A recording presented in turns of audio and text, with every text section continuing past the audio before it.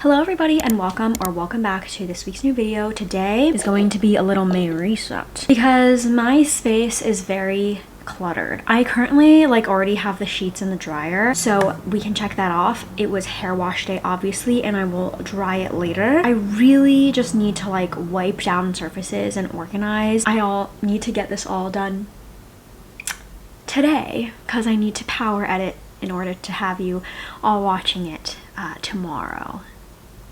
Yeah, why do I always do that to myself? I don't know. I went to the gym earlier today and it's my sister's birthday, so I went to go buy a little cake, and I'm having a really late lunch. I'm feeling pretty terrible. Actually no, I'm actually feeling pretty great considering I got 4 hours of sleep.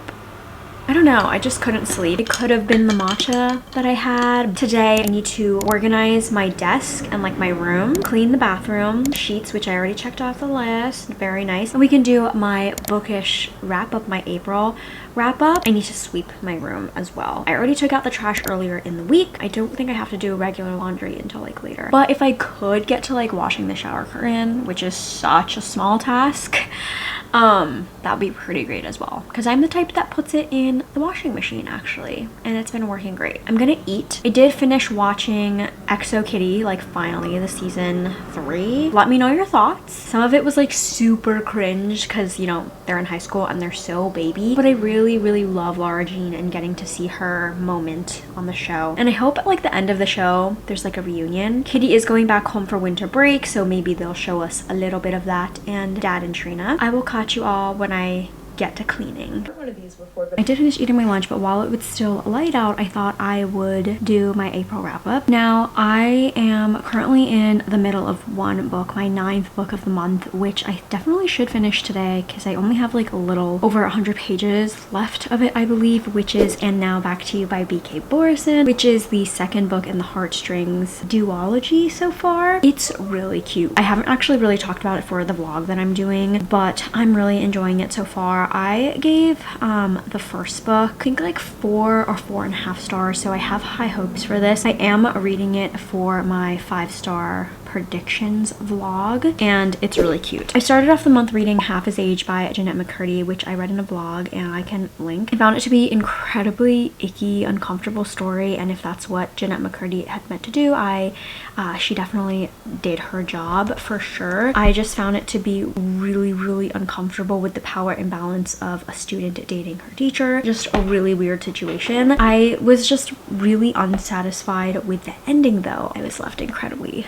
frustrated, but sometimes that's just the reality, and I didn't feel like anybody really learned their lesson. The second book I read was a memoir, Beyond the Story, the 10-year record of BTS. I finally read their memoir also for the same vlog, and I didn't rate it, but I'm really back on that BTS train. I'm so glad that they're back. Coda and I might be able to get reseller tickets, and I'm gonna talk to my friend about it on Saturday about going with us, which would be really awesome. I also read The One by John Mars, which was a sci-fi book, out of my comfort zone, but that was also a little bit more of a thriller situation that just made it really readable, and I read it in 2 days. I gave this one 4.5 stars. It has a lot of characters to keep up with because the premise of the book is that there's new DNA strain, biological strain that will match you with your soulmate if you send in your DNA, just following a bunch of characters who have found their soulmate and whether or not how that really works. And I felt it was a very interesting experiment on human want and how much you will believe things and gullibility, honestly. The fourth book I read was The Heart's Invisible Furies by John Boyne, which was a literary book. I got this as an add-on with Book of the Month, and it had been on my shelf for a couple months, not too long. I got it last fall, I believe. It truly true literal fashion. We're just following our main character Cyril from basically birth / 8 years old all the way to the end of his life, and it took me a little bit to get into. I found the writing style to be quite interesting, and our main character as well as the writing style was very matter of fact. Sometimes it kind of took me out of it. To me, it was written in a way that it was this is the reality of the world and you can't really shy away from it. It took me a while to sort of like this character. I'm not really sure if I did, but because we had been following him for so many years of his life, I felt there was at least some sort of attachment to him. The next one I listened via audio, which was The Sun Bearer Trials by Aidan Thomas, which is the first book in a duology that I definitely will be picking up the second book, and I really enjoyed the narrator as well. It is following Latin American mythology, and we're following the semi-gods that they were called in the story that compete in the Sun Bearer Trials, and at the end the winner will sacrifice the loser to help keep like the evil gods contained. It's a mix of Hunger Games and The Lightning Thief. I did immediately see if my library had the next audiobook available, and it is, but I need to pace myself because I have quite the stack of library books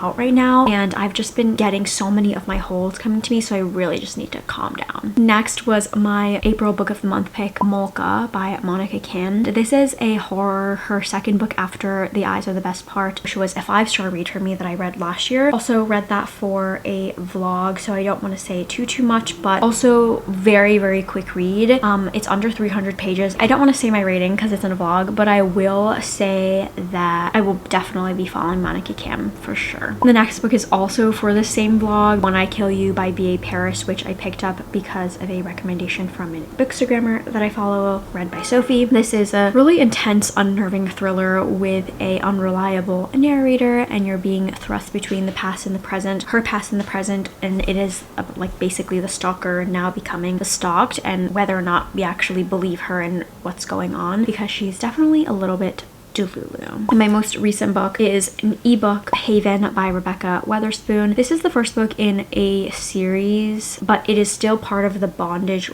world. I read most of the bondage books that she's written and didn't realize that there was a new series. I forget why I picked this up actually, but the beginning starts out pretty rough, pretty dark also, because the female heroine we're following is escaping from death. These gunmen in the forest while she's camping with her brother murdered her brother and are basically trying to torture her, and she runs away and reaches our hero's cabin, and he kills this man and saves her, and they sort of like trauma bond together. So I thought that maybe if the book was shorter it could have been great, but towards the end it really just felt insta-love, because they're really basing the whole relationship on like the 4 days that they've spent together isolated in his cabin. After like the second half of the book started, it really just started to fall apart for me. I'm very happy with how much I've read this month. I read the most last month, which makes sense because it's pretty long month. 9 books is pretty decent. The next book that I will be reading, though, I will say, is one that's on my TBR that's not on the list unfortunately, but it's Harmless by Miranda Schulman. Dutton sent this over to me as an early release, and the book is out already. They sent me merch, but this is also a book that I will be reading for my 5-star predictions vlog. Honestly, I am apparently hyping this vlog up so much. It might be the next one out after this, like my very first upload officially for May, but my sheets are done drying, so it's time to make the bed. I'm so annoyed at myself. I've been having a huge problem with doom scrolling lately, and it's now hours later. I'm like only finally getting around to making the bed. I really have only myself to blame. Like, I was up all night yesterday. I spent the whole time on my phone. I could have like honestly read like a whole book and a half in its entirety in the amount of time that I just spent doom scrolling, which is so frustrating how unproductive I'm being, because I know it and I'm the only one that can stop it. I was thinking in the shower, I was like, wow, I'm so glad that Coda is actually not here to be in my way when I'm cleaning. Honestly, the only person that's in my own damn way is myself, which is super embarrassing.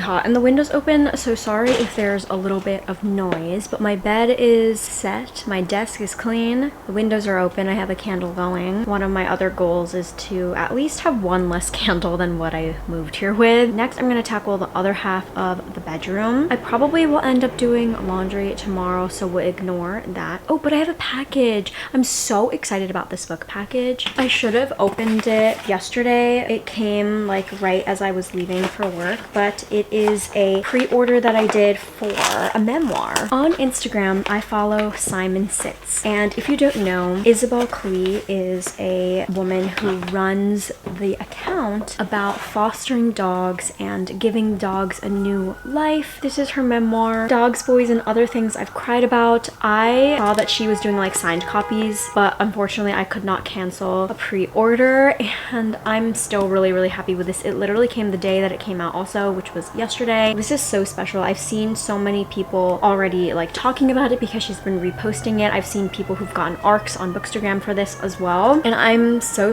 happy. I think the work that she does is so special, and being able to see these dogs grow in her care and seeing so much personality come out just by being with her, and her own dog Simon being such a huge part in their rehabilitation as well is so special. So oh my gosh, I can't wait to read this. I have a lot of junk on this side because I do monthly junk journaling, so it looks like a lot, so I need to parse through that. I also have some wedding stuff on here, like my invitations came in. I hate living on a busy street so much. Our invitations came in, so Coda and I will need to address those and send those out this weekend. I also have some clothes on there that were in a maybe pile that I might hold on to. I really haven't looked at them since putting them in this maybe pile, so I think it's time to let go of them. I never really show this section of my room because it is just my bags on top of 2 boxes of books that I never shelved because it's all like Japanese children's books and it's not anything that I would typically reach for, but something I would like to keep for nostalgic purposes for the future. But it's getting to be a little bit unruly, so you know what, let's organize it together.